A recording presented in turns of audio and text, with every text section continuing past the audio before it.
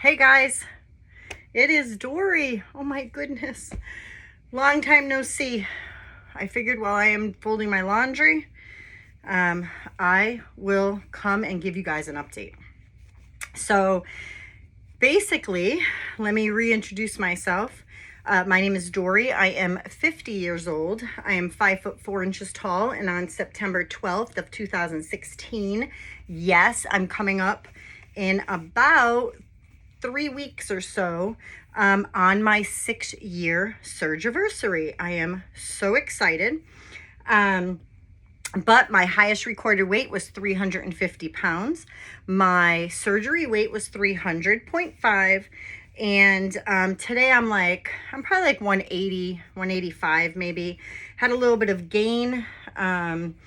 I had went to my surgeon's office probably about maybe 3 weeks ago to the plastic surgeon, the new surgeon, and I was 174. So I probably gained 10 pounds, probably just eating like poop over the last 3 weeks. But you know, it'll come off when it's gonna come off. That's one good thing with being so far out, is that you can eat really anything, especially if you had gastric sleeve surgery, and you know, just go back to eating normal and healthy and smaller meals, and that my friends will fall right off when you just get back into your routine. So I don't get nervous about it. I don't get scared. I don't even weigh myself hardly ever. I have not had a lot of updates going on besides the one about my plastic surgery. So I figured I would take the time now, because a lot has happened. And so I figured I would take the time now and go ahead and post a update. So my lowest recorded weight ever was 156.3. And that was in December of 2019. And that's my lowest weight. I don't know what happened after that, but I just ended up gaining, a little bit every month. But I had maintained in the 160s for quite some time. And then I went into the 170s and I was fine. And then 20 weeks ago, this is my 20th week going to the gym Monday through Friday. And since then, I don't know, I think my brain took a detour as far as thinking that I need to eat more than I really do since I'm at the gym. I think we go through that. I know for me, I keep fluctuating back and forth, like how much extra carbs should I have, what kind of carbs, and things like that. So anyways, I'm trying to think what else. Okay, so let's start with this. So I got a new phone. I know in previous videos I had told you guys that it was really hard for me to stop a video and then have to splice them together, because I had a old phone. I had an iPhone 8 Plus, and you know, it was fine. I had it for many, many, many years. But I went in, it had stopped holding a charge. I went into Verizon and I ended up getting a brand new iPhone 13 Pro Max. And that has been amazing. So that's the phone I have now, which has been really, really good. It's been good at making sure that I have a lot of battery. My battery lasts all day. It's been good with pictures. I love the pictures that it takes. So let's see, what did I do with that shirt? Oh, here it is. Got to make room on my bed. I have my son's clothes, my two daughters' clothes. But anyway, so yeah, so I love this phone. This phone is incredible. And so it has a lot more memory. I think my other one had 64 gigabytes, and this one has 356 maybe. So it should be fine. going forward, I should be able to do the things I need to do as far as splicing videos together if I want, making longer videos. It should have enough memory to hold all of that. So yeah, so that's new. That's my phone is a new thing. Next I have, let's see, my kids just got back. My two girls just got back from teen camp with our church. That was amazing. They loved it. They made a lot of memories. A lot of fun things happened while they were there. And so, yeah, so it just gives them a chance to get closer to God and to the Bible and what it all means. So that was good. So they just got back from that, and now I am enrolling them, or well, not enrolling them, but I have 4 kids. One is 14. She's going in 9th grade into a high school up the street from me. And then I have 2. One is 12 and a half, and one is 11. And they're both going into 6th grade. My 12 and a half year old stayed back when she was in 1st grade. And so that puts them, now that she stayed back, they were 1 year apart. Now they are actually in the same grade. So they're both going into 6th grade. And then my youngest is going into 3rd grade. So she'll stay at her elementary school. My 9th grader will go to the high school. But I'm in a pickle. I'm having a really, really, really hard time getting my 2 6th graders into a school. There's a school that is only 1 mile from my home. That is a school that I thought was going to be their neighborhood school. I found out that it is no longer their neighborhood school. And so therefore they have to go up to another middle school. We only have 2, but the other one that they're supposed to go to is a really horrible, horrible school. My 9th grader had went there for 6th and 7th grade. I pulled her out, took her to the school that I thought was our neighborhood school, and she did 8th grade there last year. I applied for out of attendance, and the principal of that school denied me, so I went to the acting superintendent, and he had looked into it supposedly, and he whatchamacallit, had denied me as well. But I went to school with our mayor, and I called him and just explained to him the situation, and he told me that I needed to look into getting a waiver, and I'll tell you why the waiver may work. But I got a job. So as you guys know, I turned 50 years old and I got my GED. There is a video down below that will talk a lot about the GED. It was a very, very hard test to take in the math area. That is not my strength. But in any event, I took that GED test. I passed it. I got my diploma. It's beautiful. I have it on my Instagram if you want to go look at it. So I was applying to different jobs on Indeed. I was looking for a remote job. And then if you guys remember, I'll recap you quickly, but the job that I worked the end of last year, when school started September of last year, I worked September to February at a preschool that is right up the street from us. And so I worked there. I loved it. I loved my job. And some stuff had happened. I really don't want to rehash it and get back into it because I was actually rehired. Because at the time that I left that school, I didn't get fired. I just got let go from that school. And there wasn't any other opportunities or openings at other schools that I could get into at the time. And so they ended up just keeping me in the computer as a paraprofessional for the public school in our town. But they did not go ahead and give me another assignment. So what happened was the principal of that school was out on medical leave when I was working there last. And so now she's back, and she happens to be a friend of mine.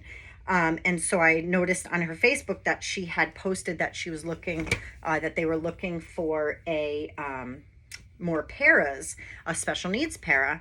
And so I just shot her a message and just expressed to her that I would love it if I, had an opportunity to go back, but that I wasn't sure of the circumstances that surrounded all of that. And because she knows me personally and she knows like my character and how much I love children and how much I actually, I love that job. Like, I love that job. I love that age group, 4 and 5 year olds, 3.5 to 5. I just love that. I looked forward to going to school every day.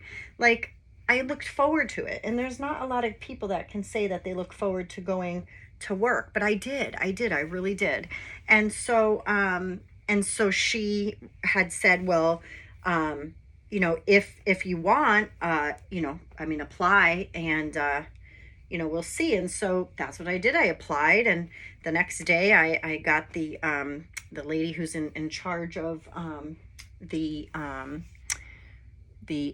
special needs, special needs program, the special needs, I don't even know what you call it, whatever, the special needs department. And so she reviewed my application and she offered me the job at that same school. And so I am thrilled. I cannot even tell you guys how excited I am. I can't wait. Of course, I'm trying not to get ahead of myself with this whole not having a school for my other children, because I definitely want to be able to, not be burdened with, all this stuff. And so basically, because I had a job, the mayor told me that I should apply for a waiver because the school that they want them to go to is way far across town, and with the you have to cross this huge bridge, and there's just so much. I mean, there's accidents there all the time.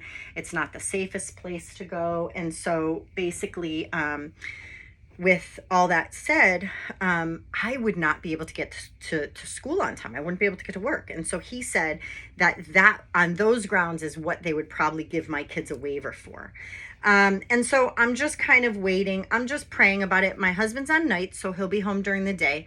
So for the first at least 3 weeks of school, I don't have to worry about wherever the kids are going to go. If he's going to bring them somewhere or whatever, I'm just going to go to school on time, and I'm just going to be the best employee they have there because I'm so excited. Like, when you don't have something for a while and you really, really, really miss it, even though it was out of your control to lose it in the first place, but you're just so excited that you get it back. That's me. I'm just so excited to go back and work there. Also, an update on my skin removal.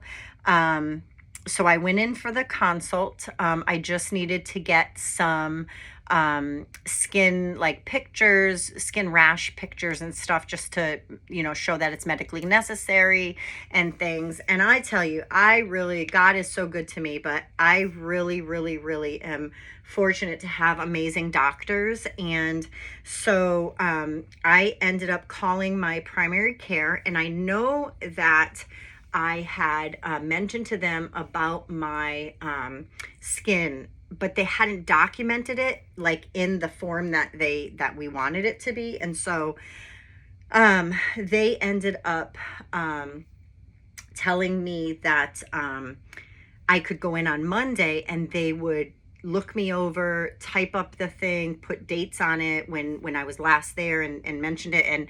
And so basically she was fantastic. She already submitted the paperwork to my plastic surgeon.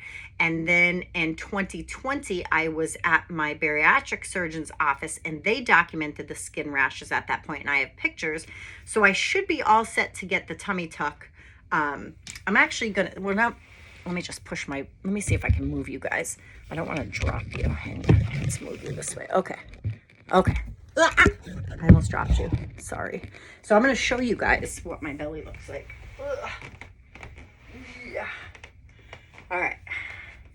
So you can see I'm nice up here. I don't really have anything. My, ribs, he said that from being overweight for so long and my ribs protruding out, there's nothing he can do about ribs. So, but this is this is vulnerable, guys. But this is, and you guys all know, I mean, so this is my big hanging tummy. And so basically, he is going to fix all of this. This is going to be off. He said that he is going to be able to fix this just perfectly. You can see there's, you know, I have stretch marks. I had 6 kids. I mean, what are you going to expect? But basically, he is going to cut from, so my hip bone is, let's see, right here. So he's going to cut from here down, way down, and it's going to be like, so it's going to go like this, up, and then over here, all the way here. So all of this is going to be gone. So all of this, and then this whole belly is going to be gone. He's taking, so my belly button is down here, but it should be up here, he said. So he's going to put the belly button back where it goes and then take all of this. This, because there's nothing really up here, there's, you know, I mean, not really a lot, but once he takes that, he pulls this down anyways, and then he's going to do muscle repair. So this is, I hate this because, you know, it's always sticking up. I always get the rolls. I just can't stand it. So what he said is back here, you know, he could do some liposuction here on these like love handles. And then my legs, which I'm not going to pull down, but there's a lot of loose skin in my legs here. And so he said that he would, let me get myself together. So he said that what he'll do, we'll move on to legs in a minute, but arms, basically, she also documented that when I walk, this rubs right here. So she documented this. Between my boobs, I always have rashes here, and then on here, sometimes I get rashes. You know, of course, under my stomach and in my belly button, and then even back here on my crack, I get just from sweating. I mean, I can take 1 to 2 showers a day. I'm still gonna sweat at times, and I'm still gonna get a rash. So that's what we're documenting. So if anybody out there is pre-op or you just had surgery, start documenting it, because you know, when you move from eating sugar a lot, you get those candida rashes, and they're not fun. So anyways, here's what he's doing to my arms. So he is going to cut way down here on the other side of my, so my elbow's here. He is going to cut here. This is going to be a separate surgery. I'm doing the tummy tuck and muscle repair first. So he's going to go from here all the way here. And this is what he said my arm will look like. I'll hold it just like he did. So this is how he said my arm will end up looking. Well, forget this part, but you know, you get the gist, but without that. So he said, this is what my arm will look like when I'm done. And of course I've been lifting weights, so I'm trying to get the muscle. So he's going to do that. The other thing I'm going to ask him to do at the same time he does the tummy and the muscle repair, the tummy tuck, is I want him to, I hate these saddlebags. I hate them.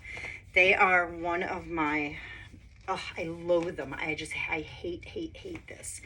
And I try not to pick myself apart because you know, guys, when you lose, I've lost, you know, 180 pounds or whatever it is. When you lose that much weight, just don't pick yourself apart. Your body, you put your body through a lot. But I'm going to see if he can do these saddlebags while he's in there. Basically, it'll be liposuction.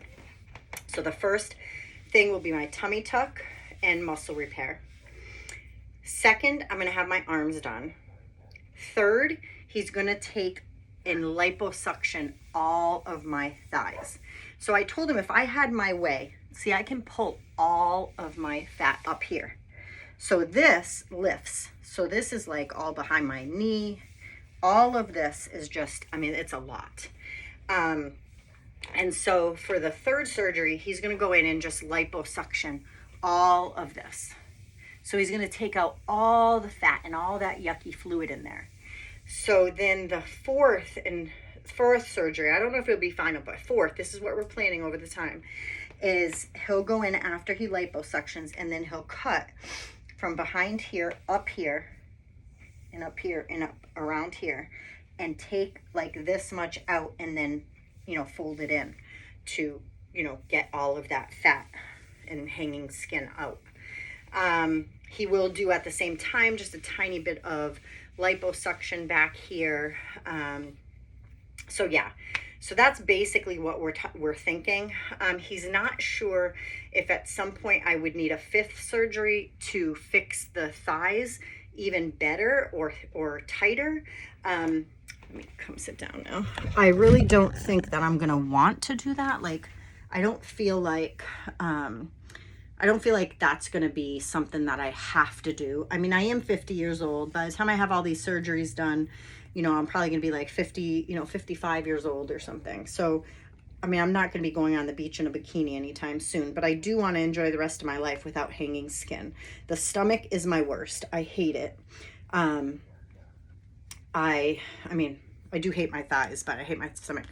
Because see, when I'm sitting here, I have this roll here that I can't stand. And then I have this that's down here sitting, and I just hate it. And then of course, my bottom half has always been just my arch nemesis. I just hate it. And so I'm going to do that. So that was your skin flick for the day. I've never shown that, I don't think, in 6 years. Yeah, I don't think I ever have. But anyway, so that is kind of the update. Eating for me has not been going well at all. I'm just so stressed. I feel like I'm really stressed as far as trying to figure out school. And then I didn't have a job. And so my husband is the only one that brings in any income, and he's in the military, which means that he only gets paid twice a month, and it's never the same 2 days. So it's not like people think it's the 1st and the 15th, but it's not. It could be the 1st and the 22nd. It could be the 31st and the 14th. You know, it depends. It depends. Every month is different. And so, like, the last time we got paid was on the 12th, and we don't get paid again until the 31st.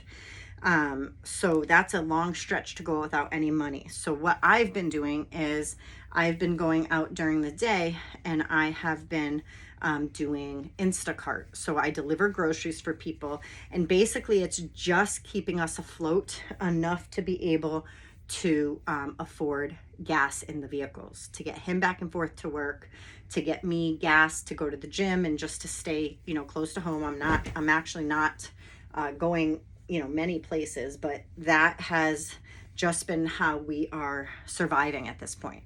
And so I'm really, really excited that I am going back to work.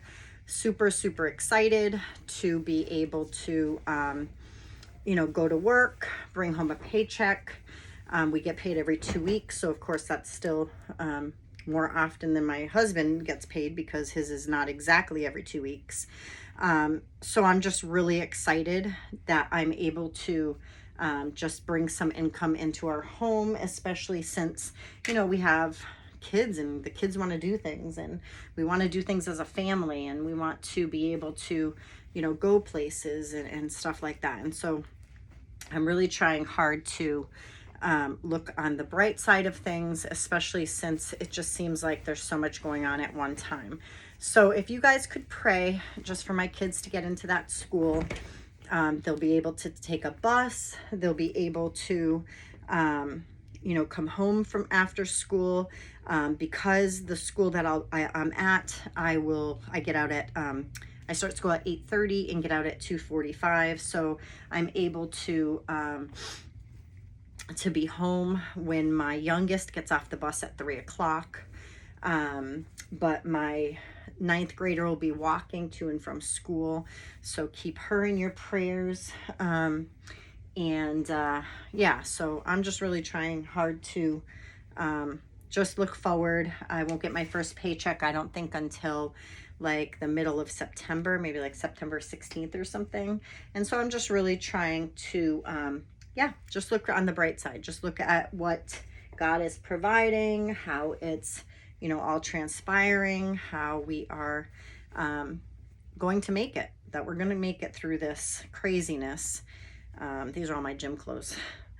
I got so many pants and so many things, and I gotta not, it's funny because I used to get my clothes mixed up, especially at my lowest with my daughters, my 12-year-old and my 14-year-old. Matter of fact, one of my kids just put on my pants the other day. Hey, did I just take these from being inside out to, okay, I did not. And so, yeah, so I won't get paid till the middle of September, which is fine. I'm just redoing our budget and just trying to pay off debt. As you all know, we all live in the same world. Our world stinks. And so we really just have to try to get by with what we have and, yeah, and do all that. What else? Yeah, so I just got to get back on track with eating. It'll help me getting to, going to work, because I'll just have my, my lunch at work. I pack my own lunch. I won't be drinking as much water during the day because I can't keep running to the bathroom so often. But I do ask for your prayers that, my kids will have a safe year this year. My 2 6th graders will get into the school that I want them at. I mean, I've tried every school. I've tried Catholic school. They have no openings. I've tried a charter school. They have a wait list with 66 kids on it just for 6th grade. I tried out of our city to 3 neighboring cities, and they in order to get in there, you have to do it by a lottery, but the lottery has to be entered by April of the year, the year that you're going. So that would have been this past April. So I've tried so much, but I cannot, I feel like I'm an advocate for my kids so much, and I just cannot allow them to go to this horrid school. I just can't. Wow, 26 minutes. I am so sorry. I apologize. I had so much to say, and I have more to say, but I'm going to have to cut it here. So if you guys made it to the end, you're the real OGs. I love you guys. I'll talk to you soon.